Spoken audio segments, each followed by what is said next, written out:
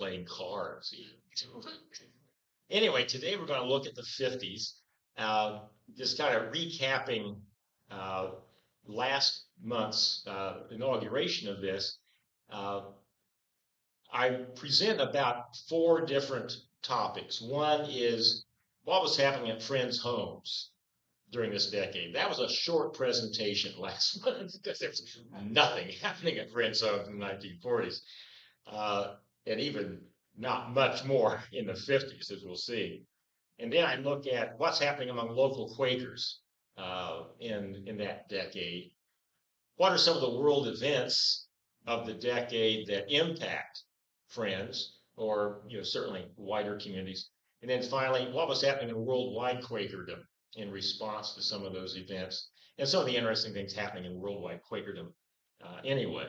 One of the things I'd mentioned last month that Gertrude corrected me on, as she often does, was that I had talked about the preparations for the World Gathering of Friends at Guilford in 1967, which led to the integration of the college.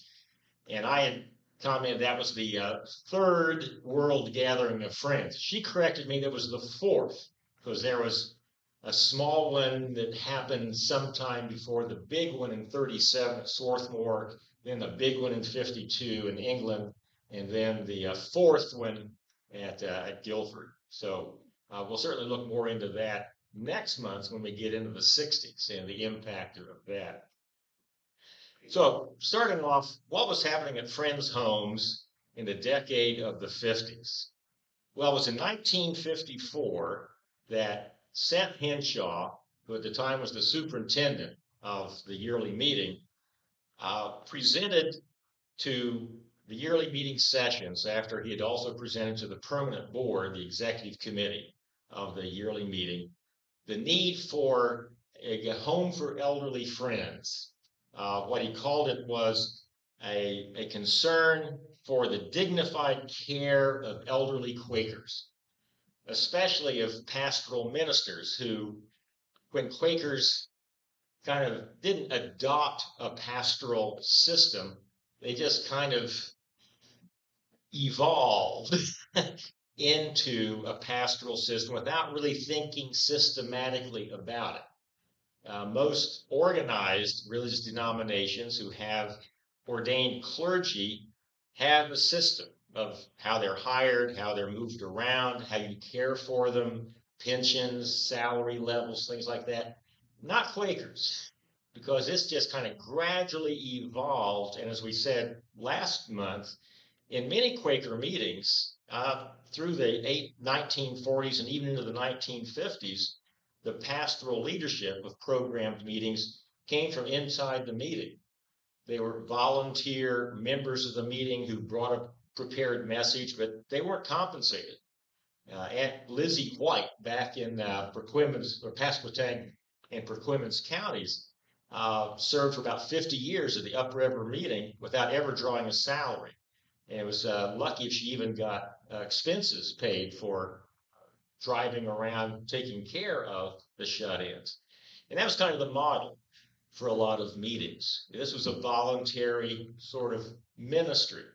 And gradually, meetings, especially the more urban meetings, said, our membership are all pretty much professional folk, doctors, lawyers, teachers, other professionals. So, our pastor probably ought to be professional too. And they began developing care, in terms of parsonage, in terms of salary levels, pensions, insurance, but not all.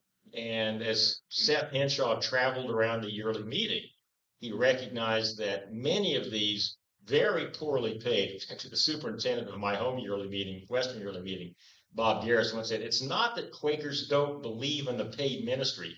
They believe in the partially paid ministry. So these, poorly paid ministers had no pension when they lost their parsonage, when they retired or were kicked out. They had no property. So it was pretty tough going. And there weren't many other options at that time. You probably remember the county homes for the poor folk.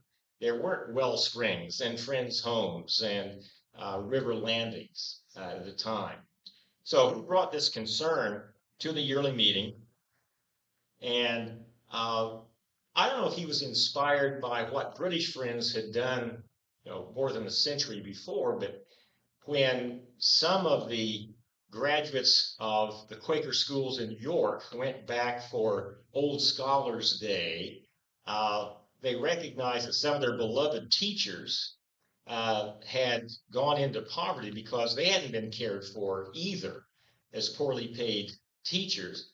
So in the 1820s, these now very wealthy chocolatiers and bankers and other Quakers decided we've got to establish a pension fund for these teachers. And so that's how Friends Provident, the first insurance company in England, developed out of that concern for the elderly who had not been taken care of.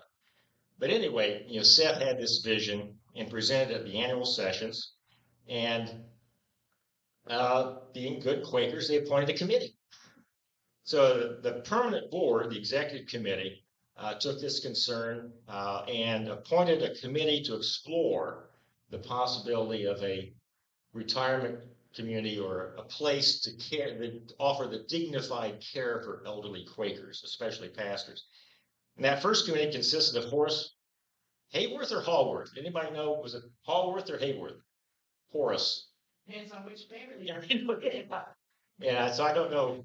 So yeah, Horace Hayworth or Hallworth, Algie Newland, Robert Fraser. Now there's an interesting character. Robert Fraser at the time was mayor of Greensboro, chair of the board of trustees at A&T State University, and chair of the board of trustees at Guilford, and a slum landlord. More about that next time. Yeah, Seth Henshaw, and then later Herschel Folger, who was pastor down at Ashboro Street, later First Friends, and then finally William Wolfe, who was a physician at Bowman Gray, to actually add some expertise to all of this, and then Kimber Andrew, Clyde Henshaw, who was Seth's older brother, Luby Casey from Goldsboro, Edwin White, and I'm sure he's probably shared a bit about those origins, and maybe you can kick in. Yeah. Lawrence Williams, Pansy Shore, and Bill Coble. Bill Coble, of course, later on became the chair of that and added some of his expertise. What's that? That's where we are. Yeah, that's where we are on the Bill Coble land, and we'll talk a bit about how the first units developed over on Walter and Anna Coble's land. Now, again, there were a few other options than the poorhouses, the county farms, and the like. Well, the initial thoughts about where this would be located actually were down in Randolph County, because the old Providence Schoolhouse, which had developed out of the Providence School next to the Providence Friends meeting, where Victor Murkison was a teacher and where Charlie Ruth was a student.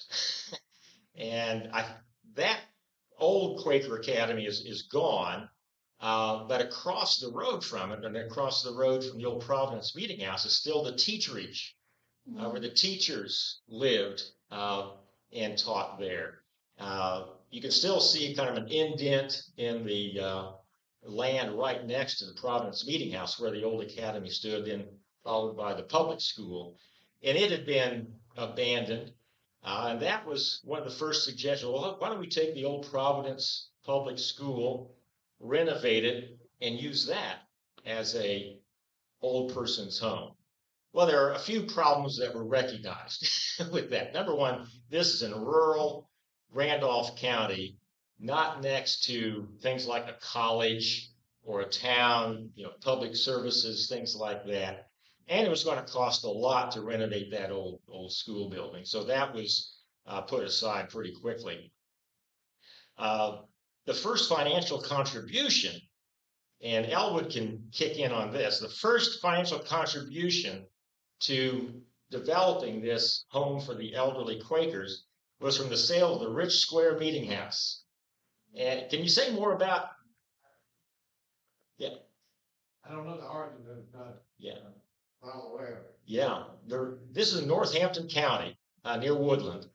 And this is why it's very confusing to figure out what that meeting is in Woodland.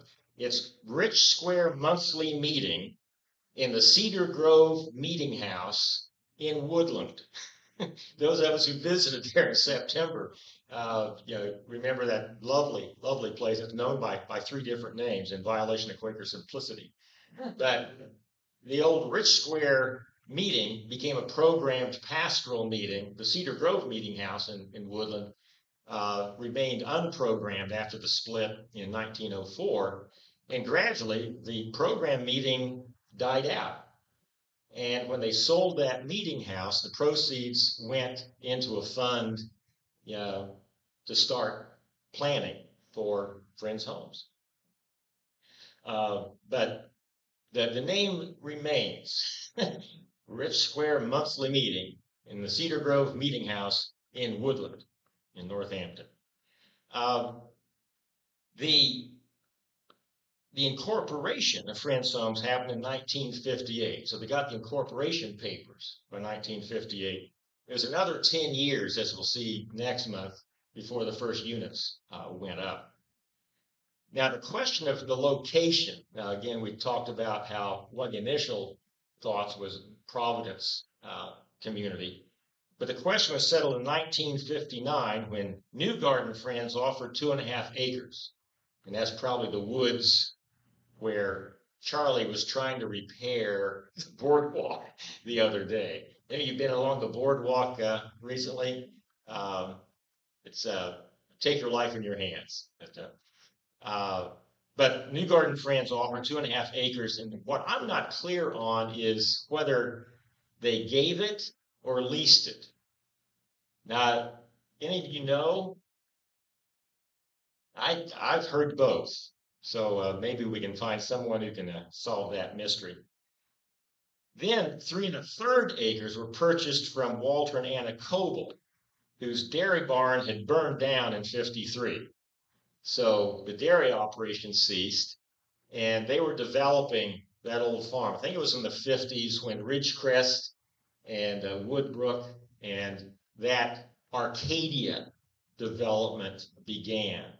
Similarly, it was in the 1950s when Quaker Acres next door was developed in between the Coble pasture fields, Bill and Ruth Coble's pasture fields. That's where we live now in King George. And I've never figured out, and again, maybe some of you know, they had a 53-acre pasture field west of King George, and they had this large acreage and that dairy barn, and they were still milking cows into the 1960s, and developed the land in between those two pasture fields, and I saw no connection between those two fields. Anybody know any of that history? Why?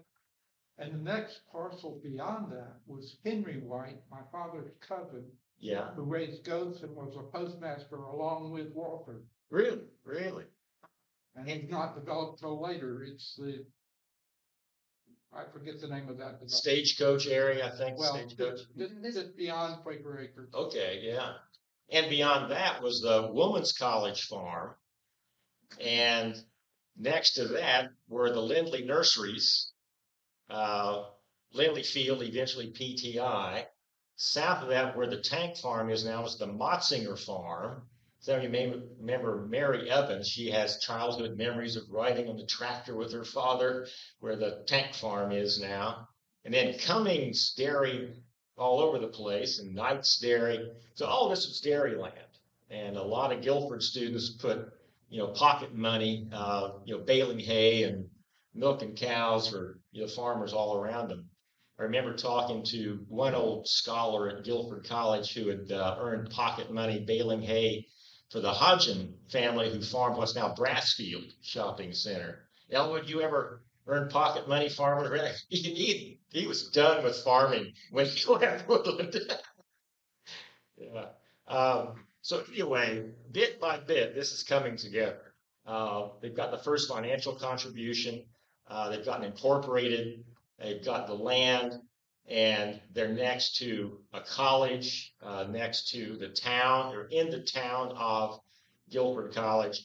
And last month we talked about the town of Guilford College. And again, some of you may remember this, that the town of Guilford College was pretty much defined as a mile or so from the center of the Guilford College campus, that radius. And the mayor was often the president of the college.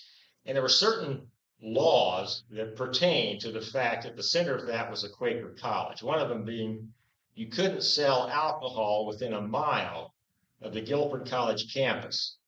Now, if you've been up Muir's Chapel, just over a mile from the Guilford College campus on the right as you're leaving from Guilford College is now an abandoned white cement block curb market that sold alcohol. It was a very popular place for Guilford College students because it was just outside of that limit.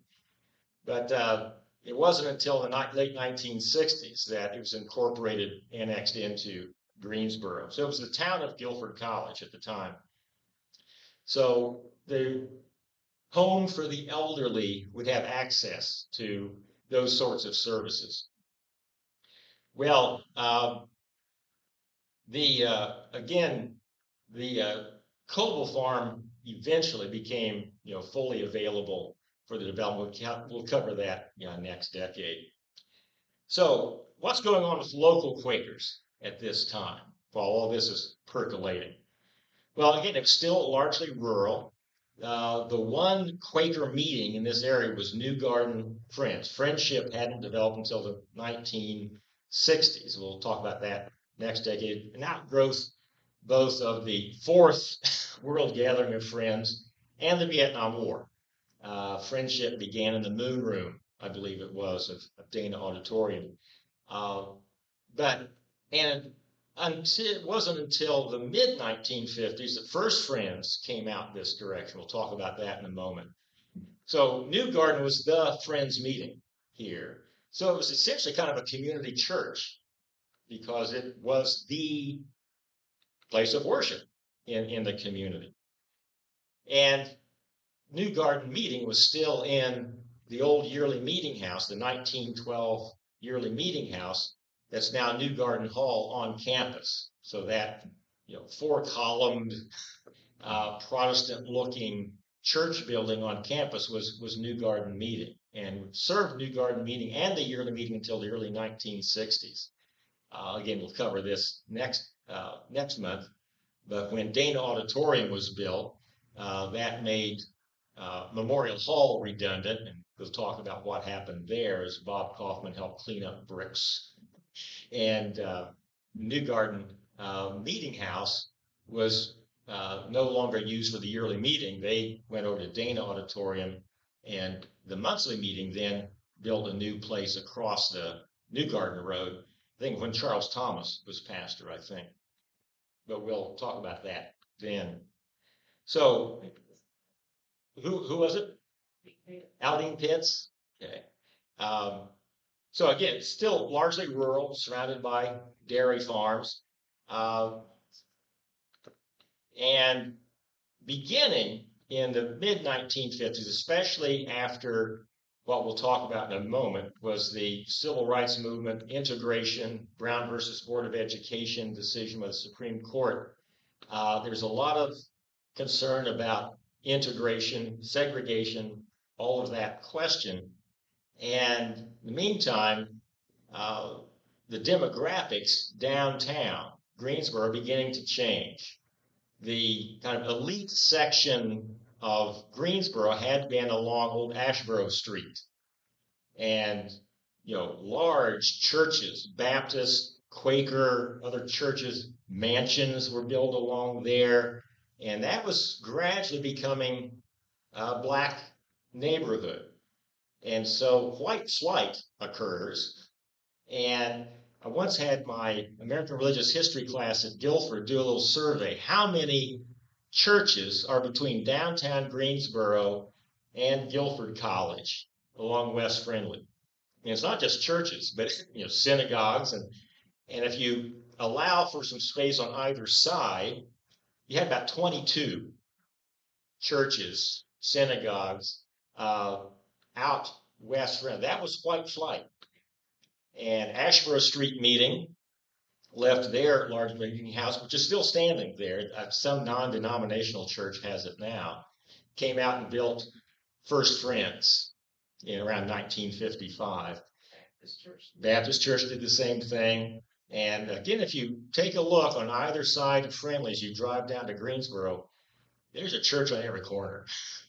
And a lot of that resulted from concern about integration. And there are a few schools that developed that way as well. I won't name them, Greensboro Day, but I was talking to Aaron Fetra. Some of you may remember Aaron Fetra, who was Dean of Students, VP at Guilford until several years ago. He went to Roanoke, and now he's the head of the Heritage School in Tulsa, Oklahoma.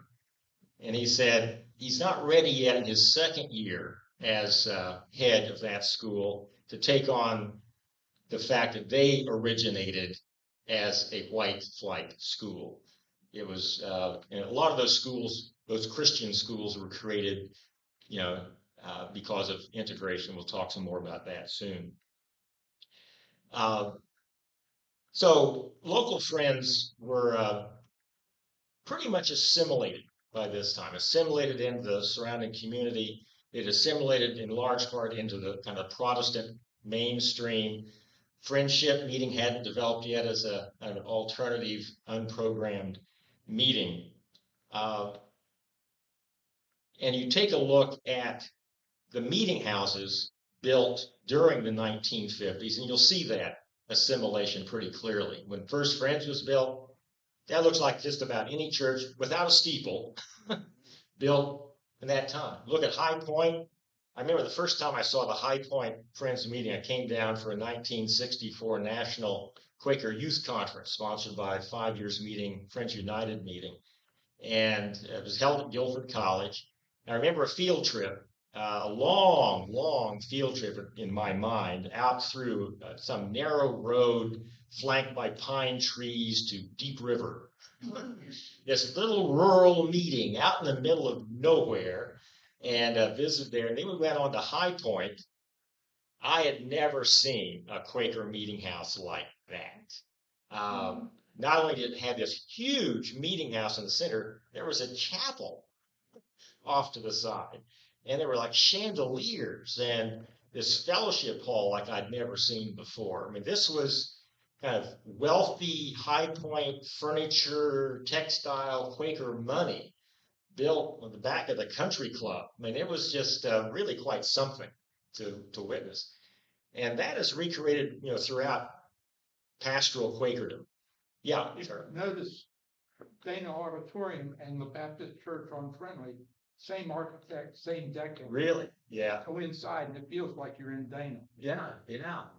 That's it. I hadn't really made that connection. But slap columns in the front of it, you got a Quaker meeting house in the 1950s. But so, and that we'll start taking a look next decade at some changes in Quakerism as some folk are responding to the assimilation of Friends, and again, Friendship Meeting grows out of that. Go up to Richmond, Indiana, which was the headquarters of 5 Years Meeting, Friends United Meeting, which was the international Quaker organization that most Quaker meetings here were affiliated with, not the conservative Friends, or there weren't many Hicksites around here at that point, but later on, the unprogrammed meetings in North Carolina. You'll see that they built their headquarters in the 1950s as well, in the same sort of kind of grand architecture, and a time when that large structure was just a beehive of activity. And you go into the Quaker Hill buildings, their headquarters of Friends United Meeting, and it was packed full. And they had a wing that was the USFW's kind of parlor. And by the 1970s, they were having to partition that into other offices because it was expanding so much.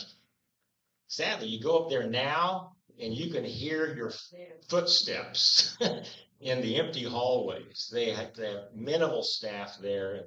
we'll be exploring this kind of decline, from that kind of peak in the 40s, 50s, into the early 60s, and some of the reasons that went into that when we get into subsequent decades.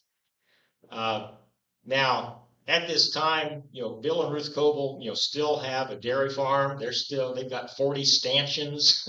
And that was big deal at the time. And you still had, not just in this area, we talked about this last month, but in surrounding states, you had 10,000 farmers producing milk for the Coble Dairy Cooperative, headquartered down in Davidson County. And a lot of that milk from around here went into that Coble Dairy Cooperative. And you may remember the old Coble Dairy out in West Market. It's a gas station now, but it was that kind of triangle right across from a special blend coffee shop. That was, what's that? It became United. United Dairy.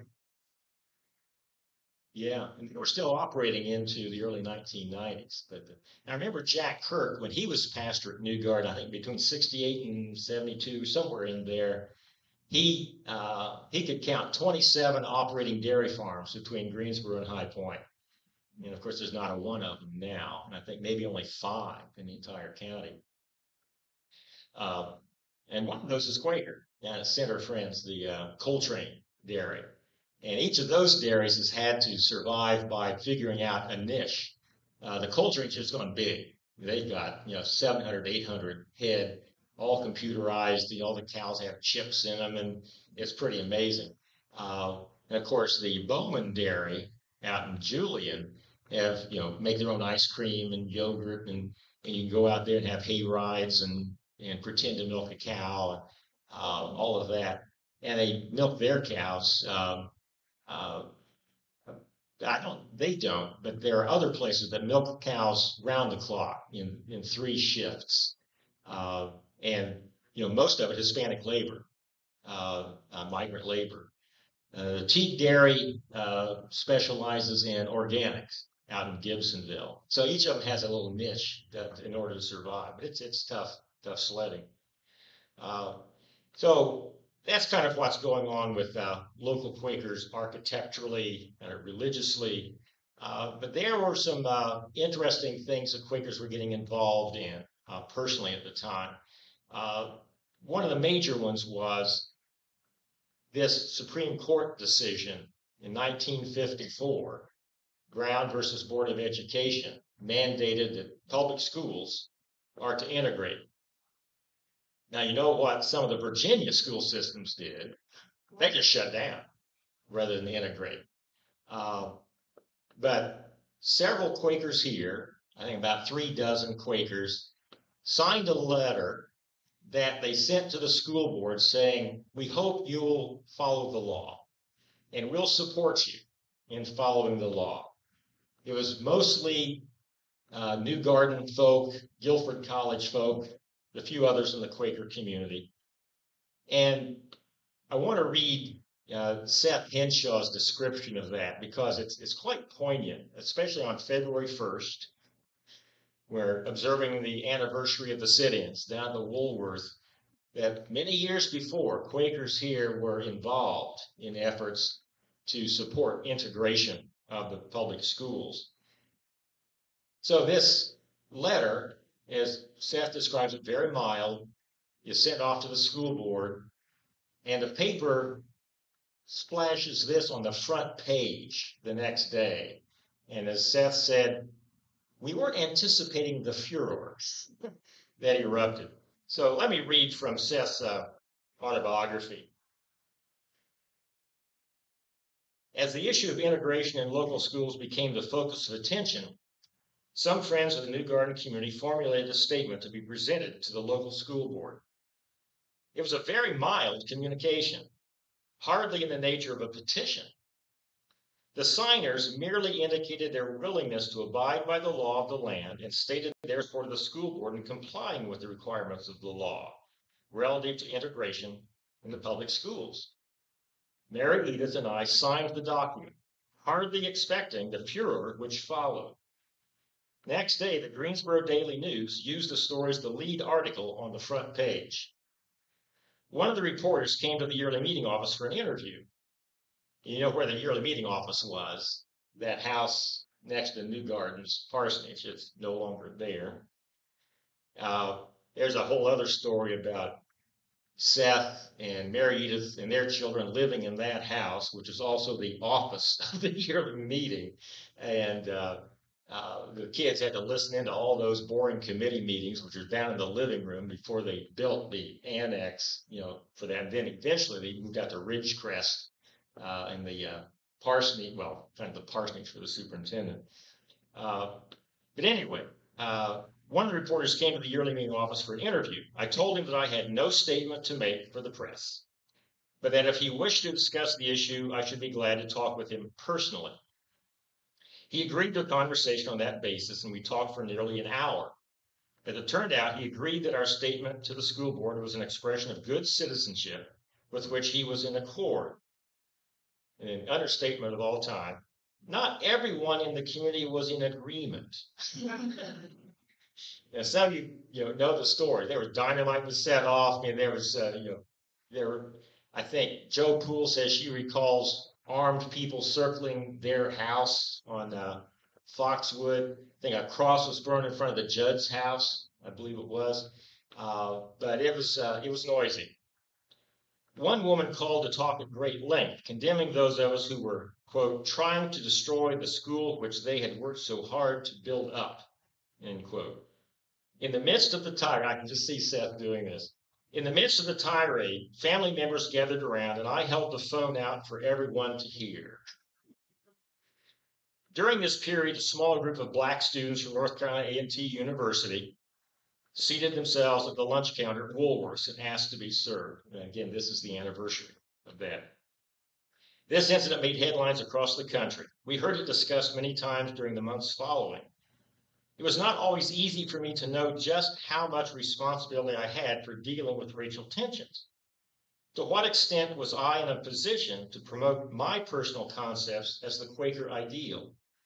I had strong personal convictions. I mean, they signed that letter and expressed them as way open, but was always aware of the fact that my status was that of an employee. I was the superintendent.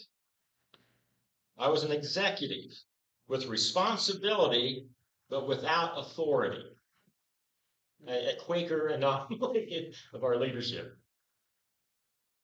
I was an executive with responsibility, but without authority, a position somewhat unique to Quakerism. Pastors across the yearly meeting were in much the same situation. One pastor said to me across the lunch table, if I were to express all I believe concerning the race problem, my service here would be terminated. What should I say under such circumstances? A glib answer did not come easily. Rufus Jones has stated that it is necessary for us to be heroically good. I'm in agreement, but I'm also aware that heroism is composed in part of discretion. Crude confrontation is not always productive in promoting truth. Individuals have always differed widely in terms of racial attitudes. For example, I wonder if anyone here remembers this incident. I'm curious. While we were living in the New Garden community, two blacks came into the meeting for worship one Sunday morning. Were any of you there? I assume this is New Garden meeting. It's the only meeting around. Two blacks came into the meeting for worship. Presumably, nearly everyone present welcomed them. But one man walked out. His neighbor, who lived across the street, was troubled by the incident. And I think this is Charlie Hendricks. I think, because it sounds like Charlie Hendricks, who lived across the street from the person who walked out. In the afternoon, he walked across the street to his friend's house, and in the course of a brief conversation raised this question. When you get to heaven and some blacks come in, where are you going to walk out to? I've read Charlie's Ask Charlie, and he said essentially the same words in some other incidents. I'm just wondering, did any of you know anything about that? That sounds like Charlie Hendricks. Similar incidents may have happened elsewhere, but this story was shared with us by Algie Newland, who was then clerk of the yearly meeting. What are your own? I know some of you may recall the 50s.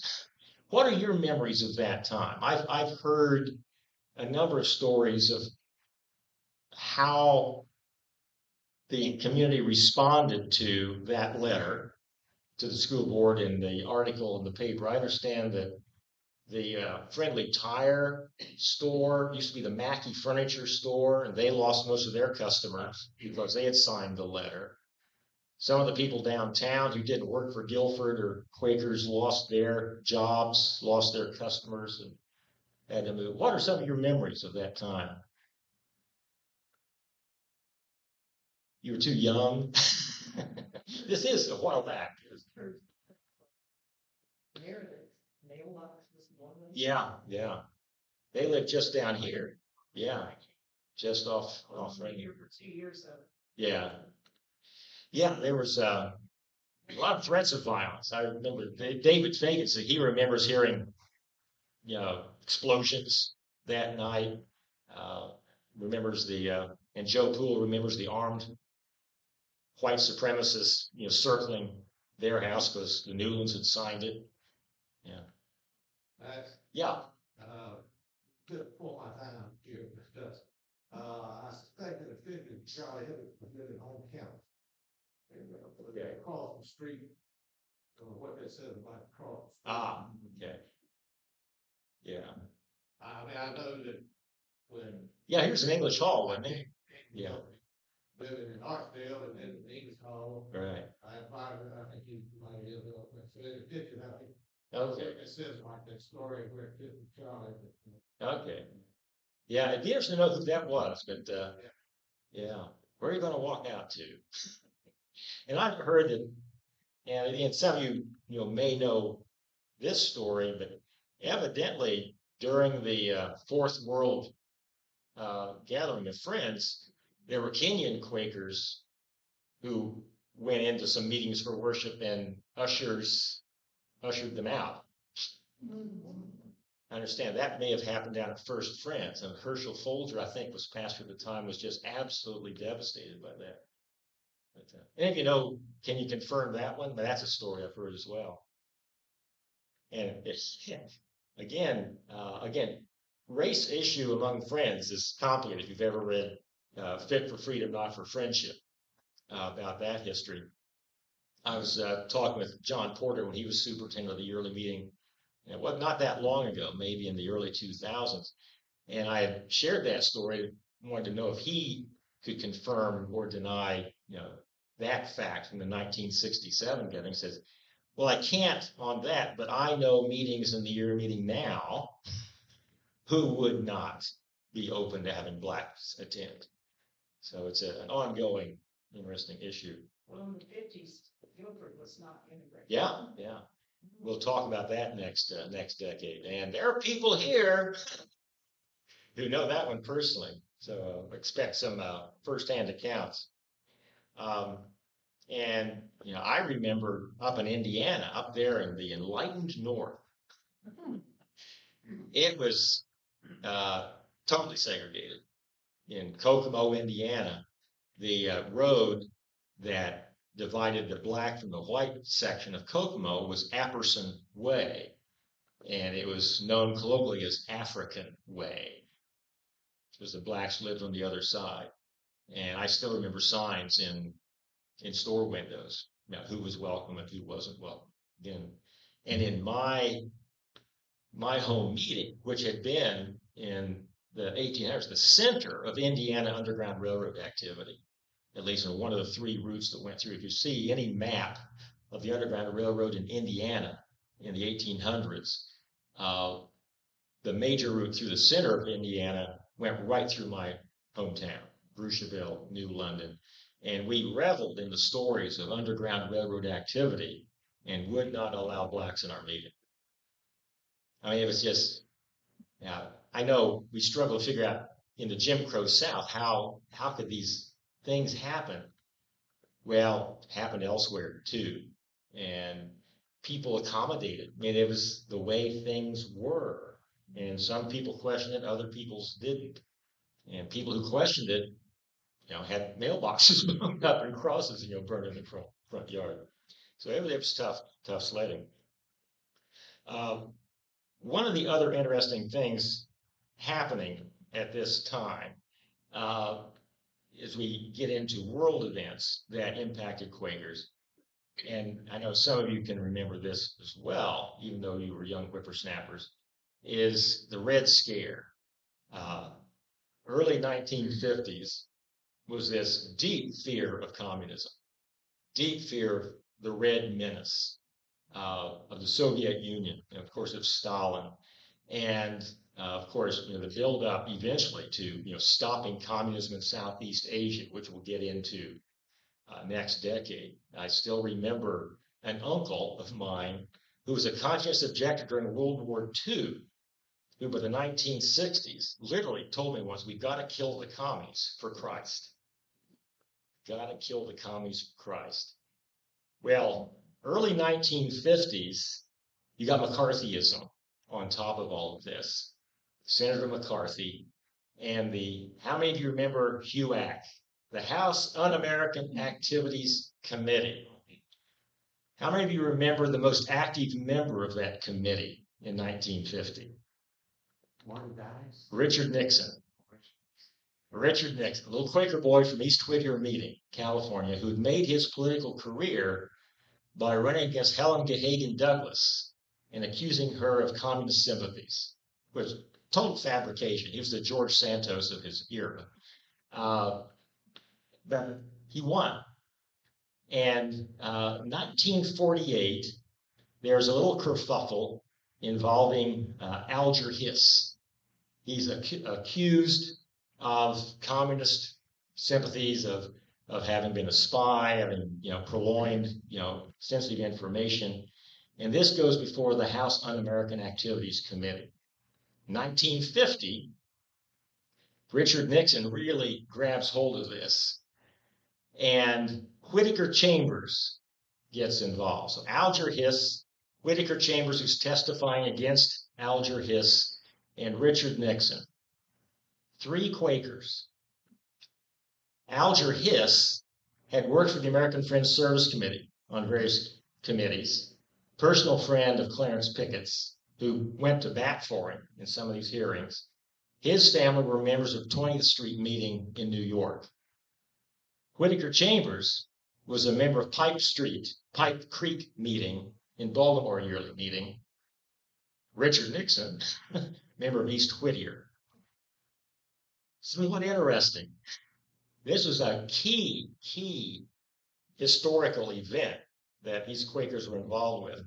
Now, it extended to other Peace Church folk. We got a Church of the Brethren folk back here, and Quakers and Mennonites called the administration of the time the apostate administration. You had President Dwight Eisenhower, eventually. President Eisenhower, who was a Brethren from Kansas, Church of the Brethren from Kansas. You had Richard Nixon, Vice President from East Whittier, Friends, and the head of the Selective Service Commission was Louis B. Hershey, a Mennonite from Pennsylvania. So certainly Mennonites called it the apostate administration, apostate presidency. But this, again, impacts not only the fact that you've got these 3 main actors in this big Red Scare issue with Quaker connections, but this filtered down into local communities. Seth Henshaw says that he and Sam Leverick were accused of being communists because they had helped establish Friends Committee on National Legislation.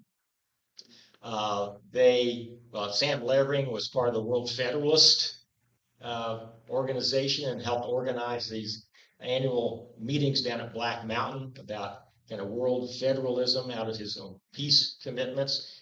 So he was accused of being a communist himself. It didn't take much. And in his autobiography, he says, I don't know how many Quakers in North Carolina were members of the John Birch Society, but I suspect many. Now, where I grew up in Indiana, how many of you remember the John Birch Society? They may still be, I don't know. They may have been supplanted by simply one whole political party, but I won't get into that. But where I lived in Indiana, between our farm near Kokomo and Indianapolis, ran US 31. And when we would drive into Indianapolis, on either side of that highway were billboards put up by the John Birch Society. And I still remember them. One showed Martin Luther King Jr. at a communist training session in Tennessee. And again, he was just attending, a nonviolent training workshop, but there was no fact checking back then. And there he is at a communist training session. The next billboard was impeach Earl Warren. The next billboard was get the U.S. out of the UN. All of them put up by the John Birch Society. And so they were active here as well. And Seth experienced them. So that's one of the major world events going on. Of course, there's a little thing called the Korean War that forced many young Quakers to figure out, as they did in World War II, World War I, a Civil War, what to do. Some chose conscious objections, alternative service, others served.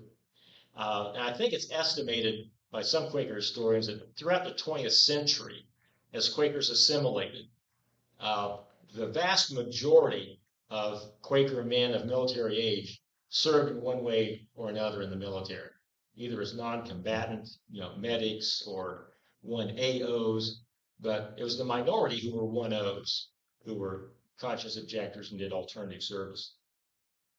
A few other things in the wider Quaker world going on at this time. Of course, 1952 is the third World Gathering of Friends. Anyone go to that one in England? You would have been babes in arms. But I know some of the folk here. Ruth Day, some of you may remember Ruth Day, who was Christian Education Director down at First Friends, attended that and had pen pals from that all the rest of her life. And that set the stage then for the 67 World Gathering of Friends, which Guilford College very much wanted to host, and we'll talk about that next month. One of the interesting events that has local ties during that time is the 1955 publication of the American Friends Service Committee's Speaking Truth to Power. Famous pamphlet that gave popularity to that expression of speak truth to power was a statement against the nuclear buildup, against the militarization of American society. And among the authors were Bill Edgerton, Guilford College graduate, who went on to be the head of the Slavic Studies Department of Indiana University, a famous linguist. And another author was Bayard Rustin, African-American gay Quaker, who was a primary author of that booklet, but he does not show up as an author in the first edition because he was an openly gay person. Subsequent editions did have him in it, but Bayard Rustin, we didn't talk about this much last month, but he came to public attention first before he became the kind of organizer of the Montgomery bus boycott, the March on Washington '63, the strategist for Martin Luther King Jr., who introduced King to Gandhian nonviolence, accompanied him to India to meet Gandhi, and insisted on a nonviolent civil rights movement. 1947, to test federal regulations about interstate commerce, that buses must be integrated, trains must be integrated, gets on a bus in Pennsylvania and travels without much incident until they get to Chapel Hill. And then they are arrested, and he's on the chain gang in North Carolina for I think 20 days. And that helped galvanize his work. But he's an author of that famous pamphlet, Speaking Truth to Power. That same year, again, this is legendary in this community, the AFSC invites Eleanor Roosevelt to speak in the old meeting house, now New Garden Hall. I think it's a June evening, talking to an intentionally integrated audience of blacks and whites seated on the main floor. Local people referred to it as a promiscuous mingling of the races. And while she's speaking, there's an explosion. The doors rattle, the windows rattle, and she pauses briefly during the talk. And no one's quite sure what's happened. But afterwards, they find out that as a resident of friends' homes at Gilbert who knows the actors, that there were just three bad boys, but three young men from New Garden Meeting had placed dynamite at the base of the iconic Revolutionary tree, the Revolutionary Oak, and set it off. They don't know exactly whether it was protest of Eleanor Roosevelt, protest of the integrated audience. My informant said they were just bad boys, but one a Hodgin, one a Henshaw, set off the dynamite. It didn't bring the tree down immediately because it was so massive, but it came down in a storm about 4 years later. Of course, being good Quakers, they just turned it into furniture. And so you've seen the tables and the gavels and the picture frames. And most recently, Jim Hood, who had access to some of the remaining wood from that had been planed and been in storage, made it into a mantelpiece in a new coffee shop on campus. So if you go into the new coffee shop on campus and touch that mantelpiece, that's from the Revolutionary Oak. And that tree was born when they counted the rings in 1492 and then blasted in 1955 as Eleanor Roosevelt spoke in the old New Garden meeting. Then I know David Fagans was there when he was a little boy, and he shared some stories. Any of you heard stories from folk who were there? None of you, I assume, were there. Do you? Yeah. Charlie, go to Charlie, Ruth, and Mary's apartment. They've got picture frames and gavels. The table in the Brotherhood room at New Garden was made. They moved it out now and covered it with a cloth to kind of protect it. The pastor at Center Friends Meeting was a woodworker, and he turned some of it into tables and chairs and furniture. Forgetting his name, Orville Dillon. And he was a good friend of another Henshaw, Calvin Henshaw. We won't go into all the stories about Calvin Henshaw, but Calvin Henshaw was a graduate of Guilford College, and in his last years out in Alamance County, donated his farm to Guilford College to sell, to create scholarships.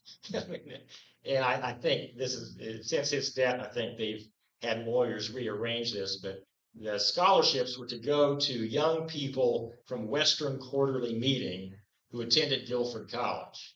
Now, the number of young people from Western Quarterly Meeting who attend Guilford College is about 0. So they've probably figured out a way. Now, again, I grew up in Western Yearly Meeting in Indiana. Now, the last I knew, that was not the westernmost spot in America. But in 1858, it was. And that was the Western Yearly Meeting. And in the 1990s, the clerk of Western Yearly Meetings said, it's time for us to change the name. And we're not the westernmost yearly meeting. There's a Western Association of Friends in California. Time to change the name. Well, yeah, good luck getting Quakers to do that. So it just became a joke. And the main suggestion was, well, we could change the Best Western Yearly Meeting. But they didn't. But, where's Western Quarterly Meeting in North Carolina? So around Cane Creek, Eli Whitney, that area, and not the westernmost quarterly meeting, but was at the time in the 1700s. But anyway, when Calvin Henshaw donated the farm, he had Mike Poston and me and some other folk come out from the college to kind of assess the property. And I won't go into what that property looked like at the time, but said, would you like to see the old hen house? And an old abandoned hen house. Went out there and just chock full of all kinds of detritus and antiques and stuff.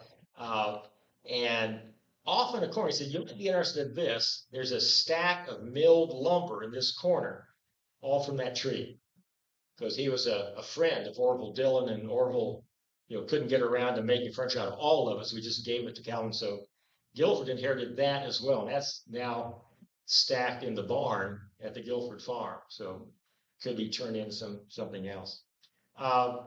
So yeah, one last thing I'll mention, and again, this would open up controversy, because when does the decade end? The decade end in 1959 or 1960?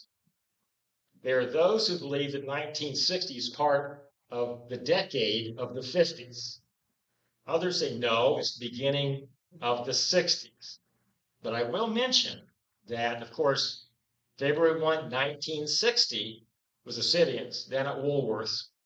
And significantly for Quakers, after they'd had a pastoral system for 100 years, what is established in 1960? The first Quaker seminary to train them, Earlham School of Religion up in Richmond. So anyway, we're right at the end of it. So questions? Just a comment, there were no fringe meetings in South Carolina in the 50s. In fact, dating back to what, the 1830s, Yeah, Bush River packed up. That was it. no Quaker meetings until the 60s. Yeah. And I think the same in Georgia. I think Wrightsboro was laid down in the early 1800s, and they all moved up to Amboy, Indiana. And eventually, a small meeting started next to Emory, now Atlanta Friends meeting. But yeah, none and Virginia yearly meeting was laid down in 1844. So it was just this little remnant here in North Carolina, in large part, that persisted. And by the end of the Civil War, we were down to fewer than 2,000. It hadn't been for the Baltimore Association and a few, sturdy friends who came back, like the Henshaws, after the Civil War, to revitalize it. We wouldn't be here. Yeah. Other comments or contributions? Did the Quakers invent the expression "speaking truth to power"? I don't, but they certainly made it popular. Anybody know that for sure? Who invented the phrase "speak truth to power"? Yeah, that pamphlet certainly popularized it, but I doubt it. Yeah, we can claim it. Yeah, Elwood? There is and I don't know when it began. I know it existed when Gary and you and plus the rest of us were school. You often have a master's degree program specifically designed for Quaker medicine. Yeah, that was the mid-60s. Yeah, yeah, mid-50s. No. Yeah, yeah, yeah, and that I think it gradually disappeared for a couple of reasons. One, the students were terrible, and we now had a seminary. So I think it was officially ended around the mid '80s. I think. Yeah, Less. Very Yeah, yeah. But that was mid '50s. Any other contributions, insights, corrections? It's daunting having Gertrude Beale present. But she hasn't corrected me yet. But I did get the World Gathering right. Fine. You were there. Okay. Well, anyway, thank you. And next month we'll get into the '60s, and I think a few things happened in the '60s. We'll look for. And I've been invited to lunch, so I will follow anyone who wants to continue the conversation over the meal down to whichever cafeteria. I'm so confused here now. I have no idea where I'm going here. Yes. Speaking truth to power, the phrase originated in the pamphlet. Speak truth to power and Quaker search for alternative to violence. It's us. All right. It's us. What else can we claim now? This was announced yesterday. Who is the new police chief of Winston-Salem? William Penn. I expect a colony.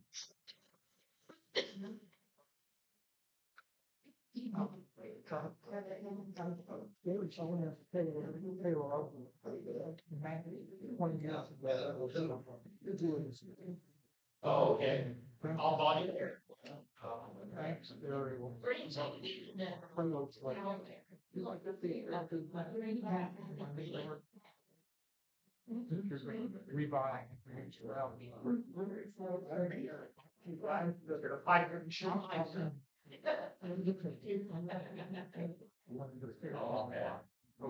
Yeah.